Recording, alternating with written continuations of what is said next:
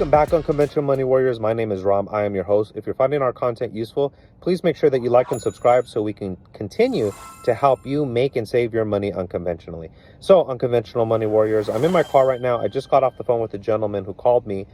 He called, basically, it's a software type company where they have an app that's for electricians, plumbers, people in the service industry. As you can see here, this is one of the companies I have, West Coast Plumbing. We do plumbing and electric. So long story short, this guy called to give me a pitch for the idea of his company can do this stuff. So one of the things I asked him was, I said, what's the difference between your company and a company like House Call Pro? Because they're a much smaller company and his rates were significantly less. And this guy sounded young. He proceeded to tell me he's only been at the company a month. And he said a couple things that I'm going to tell you do not say to a potential client or buyer. So one of the things that he told me was, he said, oh, well, we really don't have all the features that these other companies have. And it's kind of a hard sell for us because we're smaller than them and we don't really have all their features. I was like, man, you don't say that, because right away now you sound horrible to me because you're telling me you don't have the other features as a big company.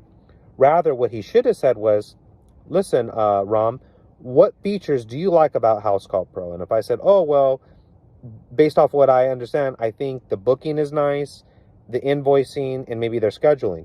Now, if his company does all those three things as well, what he starts off with is, hey, you know what?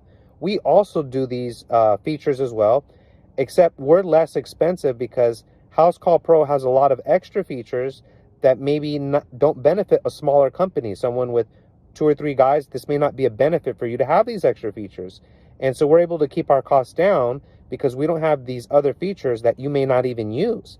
So you see how it's still the same thing. He's telling us he does not have all the features that the other company has, but he words it in a way where and it's true, I may not need those other features. That might be for a company with 10 people, for example, right? I'm not sure. I'm just giving you an example. So you never ever say things like, oh, well, we're not as good as them. We don't have as much as them. They've been around a lot longer. That's not what you say. If they've been around a lot longer, you say, look, we're a newer company, so we can keep our pricing much more competitive because we don't have much overhead to deal with. Okay. They have more features than you. You don't say, oh, well, they have more features than us, they're better. You say, they may have extra features that you yourself may not use as a small business owner. Can I at least show you a pitch of our features? And if it doesn't work, okay, fine. But you may not be using these other features and you're paying double the cost, right? Possibly because of these other features that you don't even utilize. Okay. Right, so you see how these simple things in the business realm can make the difference of him getting the sale or not. So he was a nice guy, gave some great info, but again, these are a couple little tricks of the trade. There you go.